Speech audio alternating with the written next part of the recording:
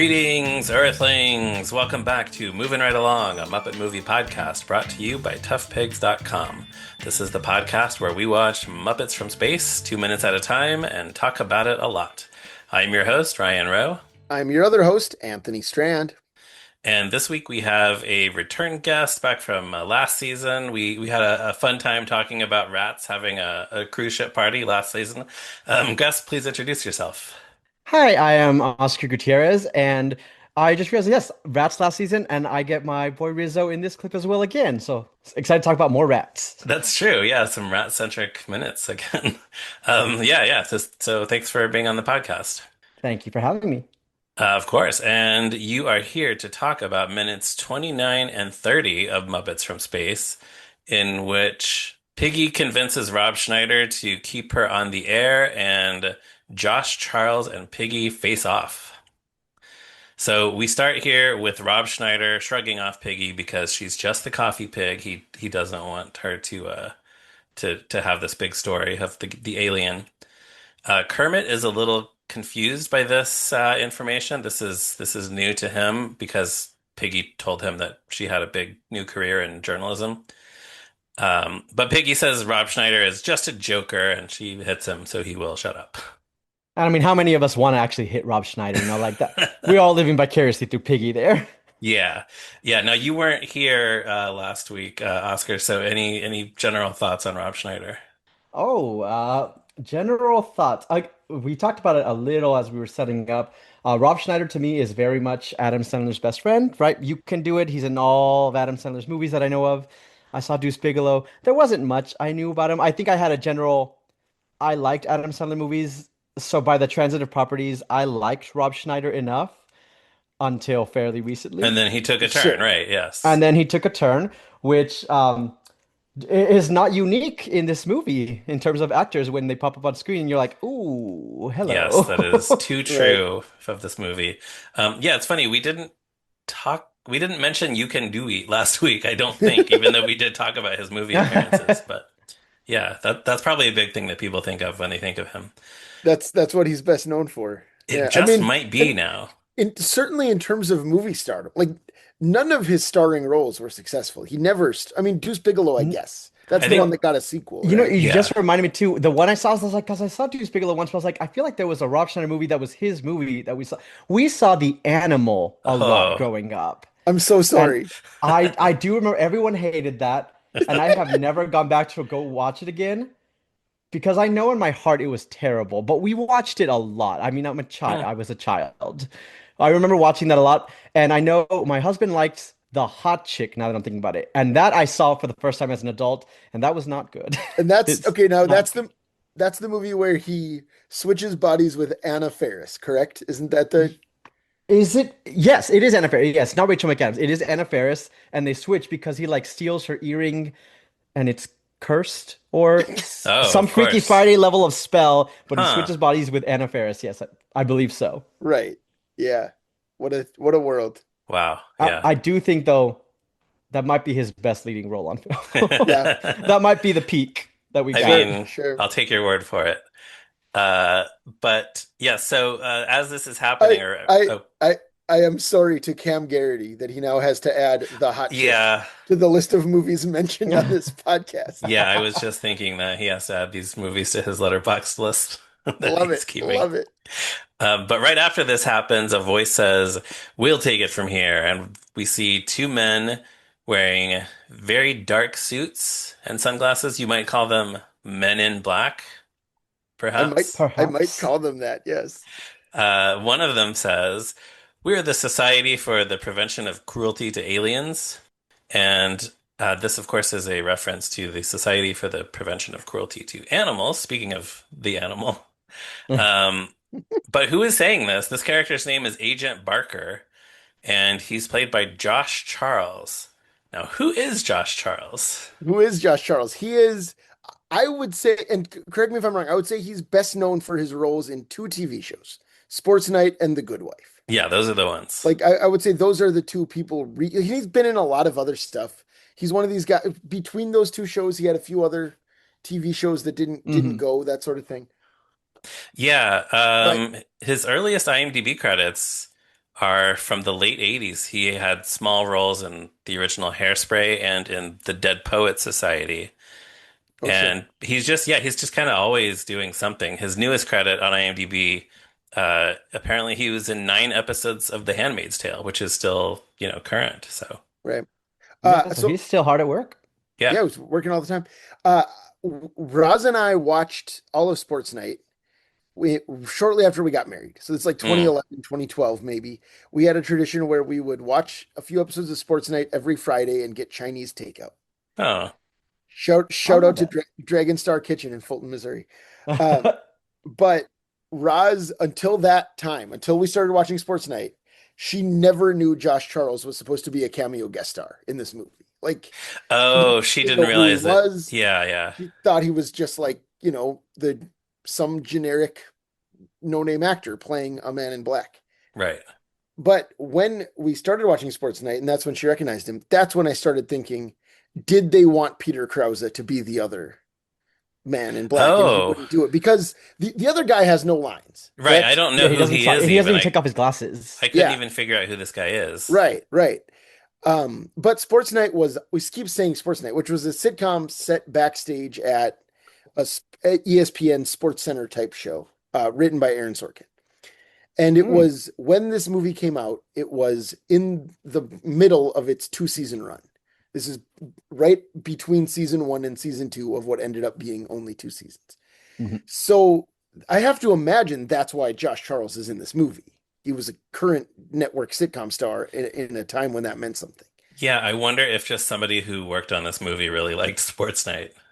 Yeah, that seems likely. It's an entertaining show. I think maybe the title was the downfall. I think there was some speculation about that when it was on the air because it's not really about sports. And I enjoyed the show even though I have very little interest in sports. Right. Same. But yeah, I think the title just makes you think that it has more to do with sports than it actually does. Yeah, Right. and I will say I was like I had never heard of it, and that actually Aaron Sorkin surprised me because '99 era, like I think Aaron Sorkin, I think The West Wing, right? Right. Right. So Yeah. West Wing season one is the same year as Sports Night season two. Wow, He was busy. and he wrote every episode of both. Yeah. He did a lot of cocaine and did not sleep. That's Yeah, yeah. that there was no sleep. But hey, I mean, Aaron Sorkin shows only 2 seasons, but still very popular. Popped And off. Get you cameo on a Muppet movie. There you right, go. and it's only a half hour. Yeah. And if are you a West Wing fan, Oscar? I've seen spatterings of The West Wing, but not a lot. My parents watched a lot, and I never got to. Sure, It was too grown up for me, quote unquote. So I was sure, never allowed sure, to watch it all. sure. Well, listeners, then, if you are West Wing fans, go back and watch Sports Night and see all of the lines and story elements that Aaron Sorkin reused on West Wing Yeah, I later, have heard that. That's the because reputation. there are many. Yeah. Yeah. There's a lot, and I've seen the videos of it. Like they're all over YouTube. But I remember one time for class, I did a monologue from that show, his the Newsroom with Jeff Daniels. Oh, sure. hmm Yep. I read a monologue from it, and I remember my teacher. It was right after the show had come out, and he was like, "Oh, is this an Aaron Sorkin?" I'm like, "You can always tell the Sorkin. Yeah, You can just tell. someone Yeah. goes to diatribe, you're like Social Network, West Wing. It's coming from what is it? Studio 60 on the Studio Sunset 60. Strip. Yep. Yep. You're like, he's got a voice. Yeah. That's Right. that's the guy. And we should shout out our previous guest, Kevin T. Porter, who was on the show several years ago for Great Muppet Caper. He made three, looks like three now, YouTube videos called Sorkinisms 1, 2, and 3. Oh, I didn't know he made those. That's Oh, cool. Yeah, which is I, just I have seen those videos. Yeah. yeah, super cut of reused lines, like verbatim lines Sorkin used in more than one production. But yeah, so that was our previous guest, Kevin, who put those together. Oh, no, Incredible. that's fun. And yeah, I know yeah. Alan also recognized Josh Charles from Dead Poet Society, which is amazing. Hearing that it's a minor role, like Oh, wow. he recognized him. I scoured. I was like, I know this man, and I've not seen Sports Nights, and I have not seen The Good Wife. I'm like, why do I know this person so vividly? I knew him from this little movie called Four Brothers with Mark Wahlberg Oh, that sure, came the out in like the John mid Singleton movie. 2000s. Yeah, Yes, the John Singleton movie. I was like, he is the cop in that. And I knew Hmm. him. That's where I knew Josh Charles from. But had I not gotten that fragment, I also would have assumed, I'm like, oh, look, a nice random actor. I would not have assumed this was a Yeah. cameo in Muppets from Space either. for sure. Yeah. Huh. Josh Charles says to Gonzo, "We feel your pain, Gonzo." Now, I can't say for certain that this was definitely intended as a direct reference to Bill Clinton, but I think the line is probably here because of him. When he was first running for president in 1992, he was heckled at a rally by somebody in the crowd who was just like, I don't know, trying to ask him a question or get his attention on some issue. And he sort of lectured them and but then kind of concluded by saying, "I feel your pain," which turned into this much repeated quote and clip on the news. And Phil Hartman did the line when he played Bill Clinton on SNL. So I think that's probably why the phrase "I feel your pain" was on the minds of the creators of this movie. I would definitely think so. Yeah, that tracks. Yeah. Gonzo says they feel my pain, and Rizzo says he has a paper cut. That's a doozy. Can they feel his pain too? That's cute, I guess. Yeah, cute. It is cute. Yeah. It's I fine. have it a couple times written in my notes where I'm like, do I like this joke? Is this a Yeah, joke? yeah, it's one of Right, right. those. And that's definitely one of them. Yeah. Yep. But they don't answer him. They don't tell him what they can do for his paper Nope. cut. Gonzo asks them if they can help him contact his alien tribe, and Agent Barker says they can. Gonzo is happy that they believe him and says, "Come on, fellas, take me to my leader." So take me to your leader is the standard greeting the kind of in old sci-fi movies by aliens who have just arrived on Earth. There is actually a Wikipedia article for the phrase "take me to your leader." Oh. It notes that it probably started as a variation on something that European explorers might say when trading with indigenous peoples. And it says, quote, its usage in an extraterrestrial context is believed to have originated in a 1953 cartoon by Alex Graham in the New Yorker magazine. The cartoon depicted two aliens telling a horse, kindly take us to your president. So that's Huh. not exactly it, but I guess maybe that's how it But could be started the to birth of become a that. cliche. Yeah. Yeah. Huh. Interesting. Yes. So you can go look that up on Wikipedia. Rizzo says he doesn't like the look of these guys. He says, "This rat smells a rat." That's good. I like that Mhm. line. That I do like that. That's good. I mean, it's okay. It's fine. Okay. Look, in the context of these 2 minutes, it's a highlight. It's a gem. That's true. Much That's like the true. hot chick for Rob Schneider's career, like we take what we could get. Yeah, and I don't know. I always like when the Muppets do jokes that acknowledge what kind of animal they are. Maybe I'm Hmm. too easy to entertain in that way, but Mhm. yeah, I like that. Then they say they have a limo, and Rizzo runs after them. He says, "I'm his translator," despite the fact that Gonzo has been speaking English to I them. but I Right, feel he's been like communicating. I feel like that's what's funny about it. Yeah, it's just a Yes. weak reason to follow them. Yeah. So Rob Schneider's producer character is now scrambling to figure out what to do. He asks Piggy, "You know this Gonzo, right?" And she says, "If the price is right." He says the price, and then she grabs his tie and yanks him down to her height, which is we don't actually see her hand like gripping his tie, Hmm. but something is pulling his tie at the bottom of the frame. So I don't know exactly how they did this. Piggy does not have live hands. She's usually a rod hand Muppet. So this was, yeah, they did this cleverly somehow. Yeah, someone down there yanked Rob down. Yeah, I guess that's it. She says, "Look, I delivered Gonzo's exclusive life story, okay? If you make moi your new anchor woman."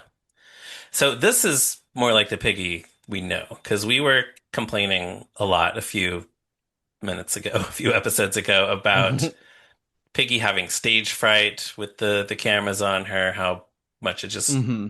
did not seem like Piggy, but this is much more like it. Yeah. Very much. And I do, it's funny because that cut to Piggy having stage fright, which is very reminiscent, like they'll use it again when Constantine gets stage fright in Muppets Most Wanted. I Oh like Mm. the yeah. joke. Like it makes me laugh, but you're right. Yeah, it just does not feel Piggy at all. It Yeah. would happen to someone else, but like not Piggy. This does feel true to form though. Like these 2 minutes, I do think, and we'll get to the fight in just a second. I'm like, okay, you're seeing Piggy come back, Piggy come out here. Yeah, that's true.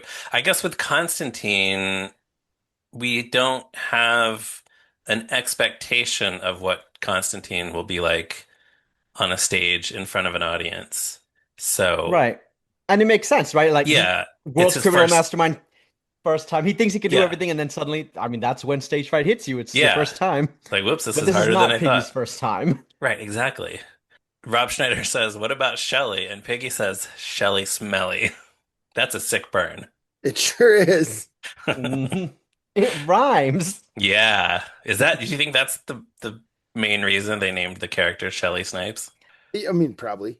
Yeah. I would not be surprised by that. So she could say Shelley Smelly. Rob Schneider says, yes, go. As the stage manager says, there are 15 seconds left before they return. Piggy goes backstage to try to catch Gonzo. My question is, who's hosting the show now when it does come back in 15 seconds? Who's on camera? Right. And also, where is this studio that 10 seconds after the broadcast ended, Kermit's here, Rizzo's here, the Men in Black get here after watching I'm like, where are we? Yeah. Right, right, yeah. Yeah, everybody got there very fast. So Piggy does find the agents on their way out. She says, excuse me, whoa, stud muffin, hold it. She did. She said Yeah. it. Is Josh Charles considered a stud muffin? I really, really have no idea. I'd have to I defer to Sports Night there. Yeah, because I'm like, I'm Okay. not sure. This era, yeah. Yeah, this era. Alan agreed with her. So Okay, that's there you one go. yeah, voice. that's Yes, one. that's Yeah. one voice in affirmation of Miss Piggy there. Yeah, sure, okay. Hmm. Then the other agent reaches in his jacket like he's about to pull out a weapon, but Josh Charles stops him. He says, I'll deal with her, and takes off his sunglasses. Piggy is amused by this. She says, you'll deal with moi. And then I believe she says, look, Chumpo. I'm Yeah, just trying to get a Chumpo. Yeah, story, that's what I okay? heard. Yeah, Yep. Chumpo. That's an interesting. I know Charles Chumpo. Okay. Yeah, not just chump, but and she says, I'm just trying to get a story, okay? So she's been hanging around Pepe, obviously, because she's ending her sentence with okay. He says, how about this story? It's about a big bad wolf and a little pig. She says, that's three pigs, okay? But before Piggy can plug Muppet Classic Theater on VHS, he says, not in this version, and he blocks her from going after Gonzo. And now she demands to know who he is, where he's taking Gonzo. He grabs her by the shoulder. That's a bad idea. She takes a step back and gets in a karate stance. He's impressed, but he does a karate chop of his own and smashes a set piece backstage. He says, black belt, third degree. And then Piggy karate chops a bigger set piece and says, platinum belt with an unlimited line of credit. So Oscar, this has to be the other thing, right? That you where you're like, is this a joke? I literally is this a joke? Yes. Because it's meaningless. Like, Right. And it's like on one hand, I'm like, okay, Miss Piggy, I get it. Glamour, unlimited line of credits. I see where you're going from. Am I laughing? No. Am I mad? No. right? Yeah, But it's I guess okay, I will nod. All right. That is a sure. line. It doesn't Yes. anger me, but yes, I'm like, is that a joke? Yeah, it's really Because it's not, not. I guess, like a platinum card, but it's like, yeah, what's But it's not pretty a Yeah, close. belt. I mean, there are different colors of belts in karate, and there are different colors of credit cards. So, Right. I suppose so, but no one thinks of credit cards. It's like no one's like, I carry a black credit card. I carry a blue credit. Like that's not Yeah, I know. And maybe who cares? had Josh Charles said like, I don't know what he would have pulled out instead of black belt, but it had been like, I have a black card, which means I can do like anything I want, right? A license to kill or something. She's like, well, I have a platinum card with an unlimited line of credit. At least then it makes yeah. sense. But belt and Yeah, belts, we I'm like, okay, all right. yeah, yeah. You know what? I was kind of giving this one more credit, but you have actually now convinced me that this is not a good joke. It's not. It's really not. It's just, Okay. You know what's it's like the rough draft that could become a good joke. They were there. The foundation is there. Yeah, maybe could have used another pass. Do you know what is a much better credit card related joke in a movie from around this same time? Are you Batman and thinking Robin. of the Batman credit card in Yes, Batman and Batman Robin? and Robin. Yeah. Yes. Yes. Yeah. Name Batman good through forever. Yes, I sure have. See, that has stood the test of time. Hmm. And how does he describe it, or what does it say on the card? It's just like a credit card with the bat symbol on it. It's a credit card with the bat logo on it, and it says Yeah. name Batman good Yeah. through forever. Yeah. Yeah. That Yep. is good, Then he buys actually. a then he buys a date with Poison Ivy. Right. Yeah. That movie's not great, but that's a No, for the it's tone of that movie, that is a good gag. that's a movie that I wish I loved, and I don't, but I Yeah, wish I sure. did. Right. When I'm Yes. thinking about it, I think about the things I enjoy, like the ice puns and stuff. Oh, Very But much so, yeah. yes. but when I watch it, it'll be, 75 minutes in and oh wow, there's 50 minutes left. But really, all Yeah. it takes, I mean, I was the same way. I mean, Batman and Robin obviously below, but I was the same way with Batman Forever. And Uh-huh. Alan, it turns out, loves Batman Forever. And nothing will get you to appreciate a movie more than constantly rewatching it with someone that loves that movie. Interesting. You start seeing it all. My experience with Roz and Hook has been very different because I appreciate it less every time. Hmm. Oh, we are the same. Hook, every time we watch it, I'm like, oh, oh, Yeah, oh. I it's have it's not never good. liked It's Hook not much good. as an adult. I did, Yes, yeah, no. yeah. I That's think I another told one. Ryan once. I did a recut of Hook after a couple like 2 years ago after I Oh saw it. yeah. I did a recut of it. I was like, we let's try to edit this down a little bit. I did like the edit better. It's shorter. Sure, yeah, That's what it needs, among other things. Yeah. awesome, yeah. That's it. Hook is another one like Batman Forever, where I read the novelization before I saw the movie. Oh, I have the Oh, novelization too. Yeah. Huh. So what? So I always do we always say these celebrity cameos and like full names every time we mention them because I keep saying Josh Charles and it sounds funny, but We usually do. Think about how many times we've said Rob Schneider in you're this. right, Rob In Schneider. this, Yeah, it's for some just it's reason the Ricky Bobby effect. It's because you're saying two first names. It feels I weird. think that's it, yeah, and the fact that it's Josh Charles, so it's ending with the Yeah. sh and beginning with the ch.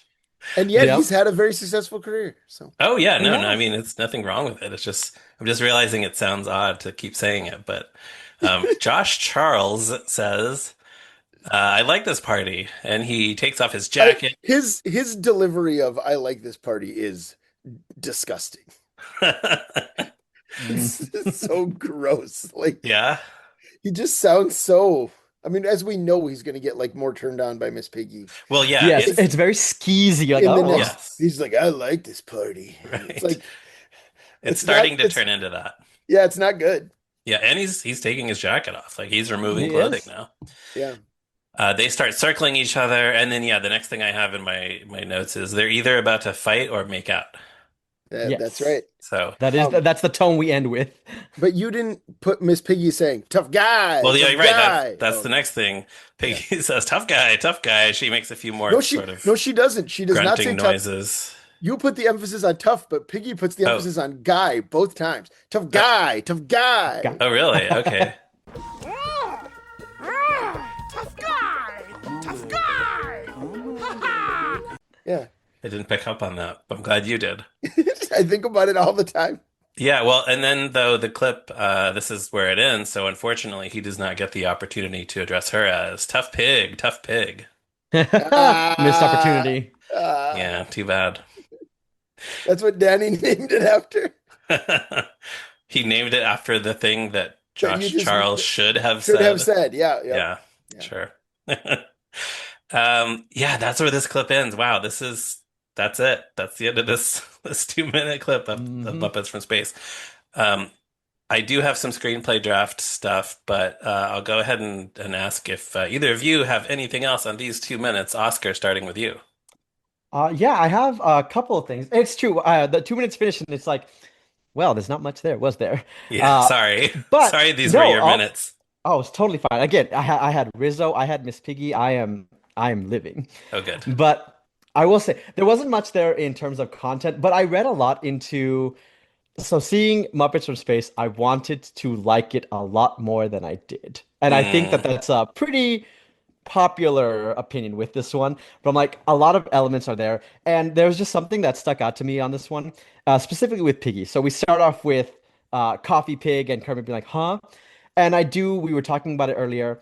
I agree. This is where we start seeing more of the Miss Piggy that we know shine through. And I'm not saying I like Miss Piggy lying, but it adds to this theory that we've always had that Miss Piggy is not as famous as she thinks she is. She's not super well known. She's not as big as she likes to believe, but it's in that audacity. It's in that kind of need for stardom for herself that she always overcomes that and comes to her into her power. Hmm. So her line to Kermit is very much like, okay, it's that kind of fake it until you make it. I get it, I see it. And there's something about her grabbing Rob Schneider and being like, oh, for a price, like it's very cutthroat, it's very by any means necessary. And I don't know, that's kind of like the Piggy that I like. I think about Piggy in like let's say future films, like in Muppets 2011 when she's what is she, the editor-in-chief of Vogue and the Anna Wintour type who's like super rich who could have just bought the Muppet Studio anyway. Why didn't we just do that? That's Huh. fine. I don't like Miss Piggy at the top of the pyramid. I like her more when she's thinks she's at the top, but she's not, and she's got to kind of claw her way up there. And so that I really like that about this clip, but also it made me think that line of "oh, for the right price" just made me think of this movie as a whole, where I'm sitting here watching Muppets from Space, and I'm like, okay, I really want to like this movie because I love the Muppets, but Hmm. the movie's not hitting for me. Why? And it is because it really does feel like this is a super generic. We made a sci-fi movie. This could have been Xenon, the Girl of 21st Century. It could have been Agent Cody Banks, something from the Disney Channel era. And then at Yeah. some point, someone just said, you know what? Let's throw some Muppets on here. And now it's a Muppets movie. And every once in a while, you'll get fragments of, okay, Muppet geniuses. This really works. This joke works in universe. It works with the theme of space. It works just with the what we know of the Muppets. But for the most part, it's like you could swap out the Muppets and you could add in, let's call Tim Hill. You could add in Garfield. You could say this is Hmm. Garfield and Sure. John is from space or Odie's from space. You could add Oh, in Odie the from Space. Smurfs Yeah, here. that actually I could see that happening. Yeah, you could add in. It was like I feel like you could just palette swap them in a lot of places and it wouldn't matter. Yeah. And I thought about that this clip because Miss Piggy has this idea of like, what for the right price. For the right price, we'll stick the Muppets on anything. And then when she's fighting Josh Charles, she realizes and has that moment, wait a minute, you're not for the protection of aliens. Who are you? What are you doing with Gonzo? Where are you taking him? And it kind of made me think of like, I wonder if the filmmakers have those moments of like, you know what, these characters are special. They're beloved. They're like treasures. Hmm. Maybe we should try to bring in more of their actual personality and more of who they are into this movie because I feel like you see it in fragments here. Hmm. Yeah. You get moments where you're like, yes, this is the Muppets, this is them, but it feels like almost soulless. So it can't help but feel a little cynical when you're watching it. And that's what these 2 minutes made me feel. I love that. Wow. Yeah. It's great. Yeah, and I have to think some of that, which we've been talking about in the podcast, probably has something to do with Frank Oz not being there for most of the movie because Yeah. if he had been there performing Piggy on set for these scenes, I think there would probably So, be more stuff that we like in these scenes. so can I say the thing I was going to say? Yeah. Josh Charles talked about this movie in his Random Roles interview at the AV Club, Oh. Oh, which was one of their video random rolls. So it's not in text on the website, but it's a video link. Hmm. And I rewatched that today, and in that, Josh Charles, sorry, my screen went dark here. Josh Charles says, "I got to work with the great Frank Oz. He was Oh. puppeteering Miss Piggy, so okay.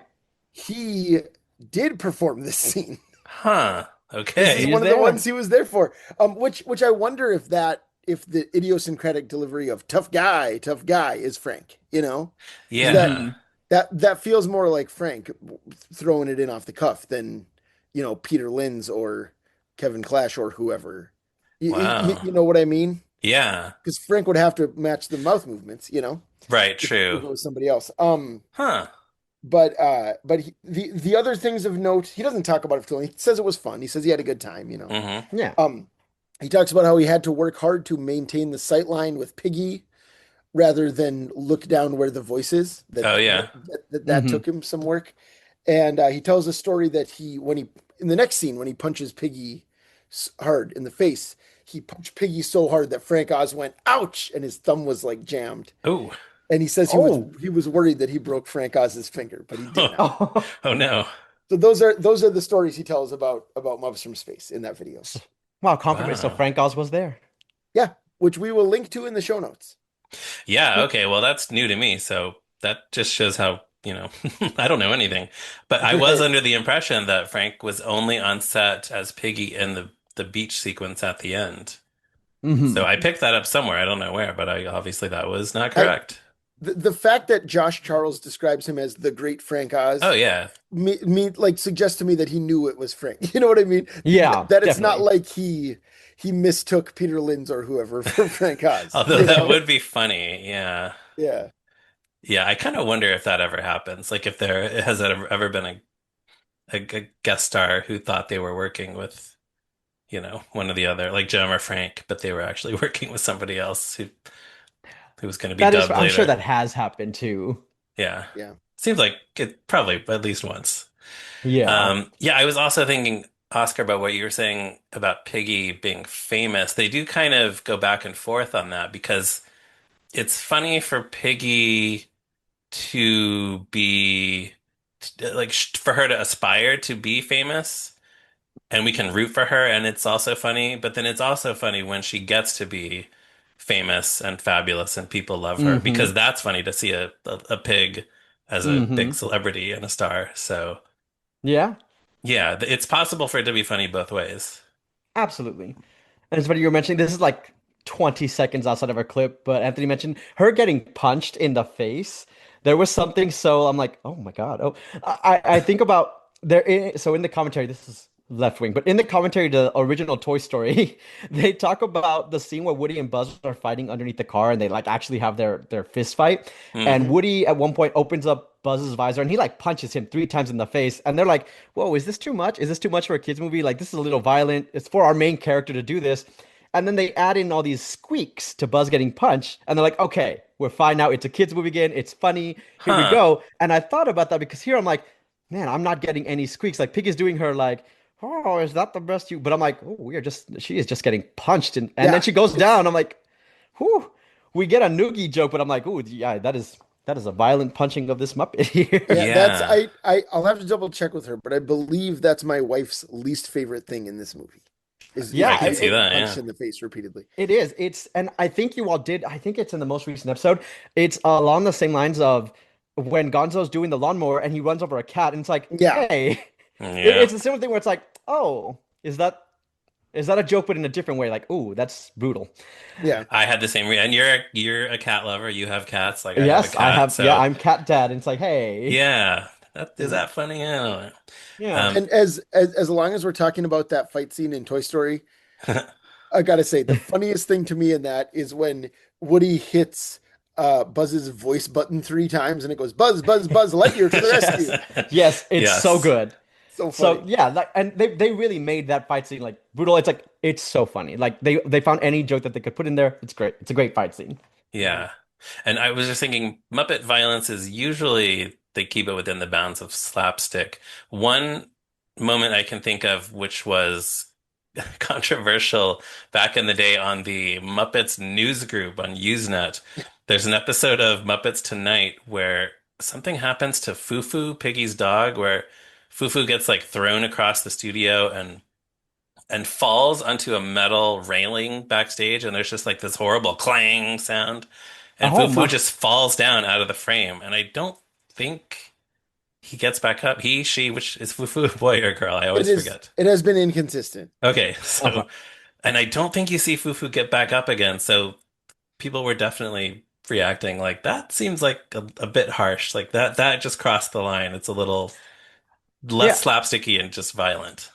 I think there's something. Yeah, and it must be the animal element of it because you saying that just literally made me think of a movie I love. It's Everything Everywhere All at Once. But when Jenny Slate's character uses her dog, if you've seen it, she uses her Mhm. dog almost like as a nunchuck. Like she starts whipping it around, and when she Yeah, throws it, Michelle Yeoh like cuts the leash or something. The dog goes flying. And I'm like, oh, okay. What did that dog have to do with any of this? Like, what did that right. dog do? So I think there's Yeah. something about definitely the element of an animal getting injured, even if it's a Muppet, it's a puppet form. You're just like, whoa, something instinctively inside you goes, I don't like that. I don't Yeah. like what I just saw. Yeah. And Fufu being presented not as like a talking animal, like Right, like many of the Muppets uh, are, but as a a pet. pet. Yeah. Hmm. Yes, Yes, like yeah. that is her pet. And so like the cat is just a cat that Gonzo runs over. So Yeah, yeah. yeah. Hmm. Yeah, listeners, if you have any thoughts about Muppet slapstick versus violence, please let us know. Um, Anthony, did you have anything else on these 2 minutes? The thing about the Random Rules interview was all I had. Okay, yeah, yeah, that was very informative. So, screenplay draft stuff. In the 22797 draft of the screenplay, there are three government agents who come to the studio. Their names are given as Barker, Kozak, and Bud. Bud with two D's. I don't know if there's any significance to that. But Barker is described as a broad-shouldered, oh, he's described as broad-shouldered with a rakish smile and dazzling blue eyes. He's Piggy's type. Oh. So that's interesting. Uh, Dazzling blue eyes. They wanted Paul Newman. Wow. you think they would have tried to get Paul Newman to play Agent Barker? Can you imagine if Paul Newman played Agent Barker? That would be, I would love that. Yeah, I would love to see Paul Newman having a fight with Piggy. Sure. Yeah. And then in the draft, the other two agents stealthily take Gonzo and Rizzo away while Barker tells Kermit and Piggy that he's from the production company and he just sent Gonzo and Rizzo home in a limo. And then that leads to a confrontation with Piggy and Barker, as in the movie. But it starts with Barker showing Piggy his government badge. And she says, "Why, Agent Barker, what a big badge you've got." Which is, just as well that that's not in this movie. But it Hmm. does remind me of the scene in Muppets Most Wanted where Sam and Ty Burrell, try to outdo each other by showing off their increasingly Oh, large yes. badges. Yeah. And Yeah, if they which is still great. reference the big bad wolf, it oh no, that's Little Red Riding Hood is what big teeth you have. Oh, but That's a yeah, it different is fairy another tale. big bad wolf. But it's Yeah. the same. I think it's the same wolf. You guys read Fables, It's right? It's the Bigby same Wolf Yeah, from yeah. wolf. Fables, Yeah. right? Yes, it's the same. He carries over. Yeah, Yeah. sure. And then in the 2/12/98 draft, there's a cut back to the Muppet House after the UFO Mania show has concluded. A Muppet cow walks by through the living room and says, "Loved the UFO show. Very moving Great. program." Yes. Yes. Yes. Yes. That's what I wanted. That's what I I hoped it know. was going to be. I wanted to see more stuff like that in this movie, I think. Yeah. Just these random silly Muppet characters. Also, Floyd is trying to get Animal to go to sleep, but he's not having it. Then Janice turns on a lava lamp, which hypnotizes Animal to sleep. I think I mentioned before in a previous episode that Animal was fixated on this lava lamp in the house in this particular draft. So it's also going to be relevant later in the draft. So I sure hope I remember to mention it again when it comes up again in the draft. Um, I also have a few listener comment messages from space, whatever we're calling them. In a recent episode, we talked about Captain Kangaroo a little bit in the scene where Bobo mentions his Captain Kangaroo pajamas. Our friend Eric Paul reminded us that there are more connections between Captain Kangaroo and Sesame Street than what we mentioned. A few writers, producers, and puppeteers worked on both shows, including John Stone, who was a writer and director on Captain Kangaroo, and of course, later became one of the big creative voices on Sesame Street. Also, when we talked about Johnny Fiamma and Sal, we said the Muppets Tonight episode, Johnny Fiamma Leaves Home, was the only Muppet TV episode with a character's name in the title. That was not accurate. We heard from Forgetful Frasier on Blue Sky and Mike Russo on Facebook, who reminded us that there's an episode of Muppets Tonight called The Gary Coenga Show, which is the Oh, introduction yeah. of Yep. that Muppet character. And on the Muppets ABC sitcom, there's an episode called Going, Going Gonzo. And I was thinking about it. There's also an episode of that show called A Tale of Two Piggies, which is potentially meaning just pigs, right? It's the two piggies in question are Miss Piggy and her young fan who's obsessed with her or whatever, Yeah. right? But Mhm. but it does have Piggy in the title. So Yeah, that that might count with an asterisk, maybe. yeah, Yeah. What, Alinda? Is that the name of the other pig? Something like that. I believe so. And it's one of the it's either Bettina or Belinda Oh, right. repurposed and redressed Yes, from Muppet from Christmas Carol. Muppet Yeah. Christmas Carol. Yeah.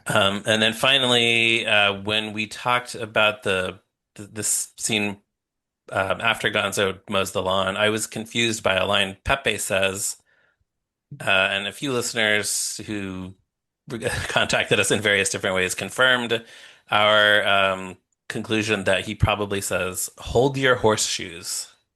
So Yeah. that seems to be the consensus. Hold your horseshoes. Okay, so Oscar, we have two questions for you. The first one being, Yes. what is your history with this movie?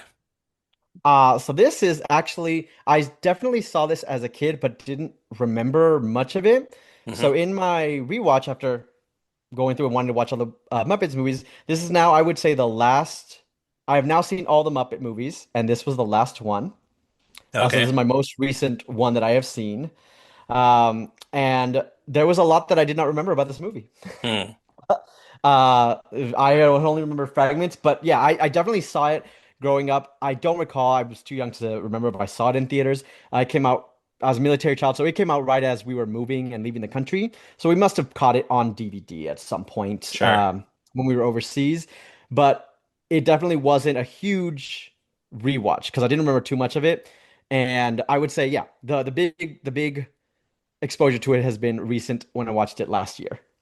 Okay.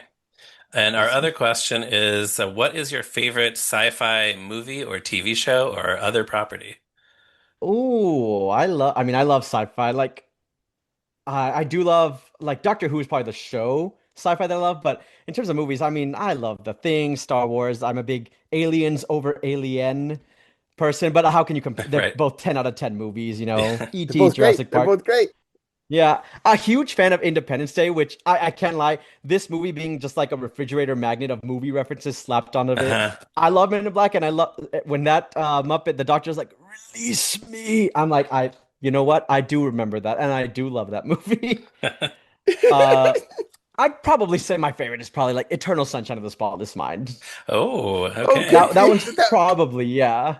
That was a Like I swerve. love. Oh yeah, we Yeah. swear. Yeah, I'm like all these huge blockbusters, and I'm like. Jim Carrey's best role. Well, Truman Show. But yes, just love me, Jim Carrey and Kate Winslet that movie. That's probably my best It's a good pick. Yeah, that's a what great if one. science technology in the real world. Yeah. Yeah. Yeah. And I'm so glad you ended up naming just one because I've started keeping track of everybody's answers so I can make a list at the end of the season. Oh yes, So I'm that's my one. yeah, now I'm obsessed with like, oh, they have to name just one. They have to pick You one. They guys, can't name five different things. I can't put The Thing and Independence Day and Right. Aliens. I mean, I Yeah. guess I could. Although That what would a be fun You one. night that could. would be. What a triple feature. It would. And Ooh. actually, I just rewatched The Thing the other night, like right before Halloween. And Hmm. Hmm. man, what a picture. Yeah. There are Yeah. moments in that movie where like I know how they did the special effects because I have seen the behind the scenes documentary on the DVD, but I Hmm. still don't know how they actually did it. Like I don't Yeah. know how it's possible that How did some they of Yeah. these actually make effects, it some of do these that on effects camera? do it on camera and look as good as they do and just like repulse me more than Yeah. Oh, anything it's in so history. gross. So So gross. it's so gross. I watched that way too young, but I very much credit The Thing with when I saw it, I was like, this is what I want to do. I want to do this for movies. Now, spoiler alert, I don't do that, but that is where that dream started, was with The Thing and The Fly, where I'm like, how did they do that? I want to do Hmm. Oh, this. so what I'm hearing is that you love a goopy movie because I do love a that's goopy movie. Yeah, that's two of the goopiest right that's there. why my favorite Power Rangers movies is Mighty Morphin with Ivan Ooze. Just love a good slime in a movie, you know? Sure. Yeah, the Thing, the Fly, Ivan Ooze, the big three, Those are the big Yeah. ones. the Yeah. Yeah, goopies. we've made Yeah, our I'm making a revelation today. awesome. All right. So with that, then we can wrap things up for this week. As always, we want to thank Morgan Davy for our show's logo and Jordan Brandon for our theme song. Listeners, you can find Tough Pigs on the internet at toughpigs.com, and we are all over social media as well as TeePublic and Patreon. And hey, you can email us at movingrightalong@gmail.com. You can chat with other Muppet nerds on the Tough Pigs Discord server. Anthony is on Blue Sky at Durwood Clapper. I am on Blue Sky at me, Ryan Rowe. Anthony is on Letterboxd at Zeppo Marxist. And I am on Letterboxd at Movies Are Neat. I think I said all that right. Did I Yeah, read all that well, correctly? I think Okay. so. Oscar, thank you once again for being on the podcast. Thank you for having me. Yeah, and where can people find you on the internet? On the internet, I'm all over the place. You know what? But consistency, you can find me at the humble Oscar, like Oscar My Wiener or the Grouch. The humble Oscar at everywhere. I'm most active on TikTok, YouTube, and Letterboxd, all at the same name. Yeah, you've been posting a lot of stuff on TikTok and YouTube recently. Yeah, I'm excited. It's been having a good time working on a Wicked thing right now. Oh, cool. Yeah. So listeners, seek all of that out, check that out, and the next time you get in a fight with a government agent, tell him to listen to this show. And join us again next week for another episode of Moving Right Along. See you then. Tough guy, tough guy. Tough guy, tough guy.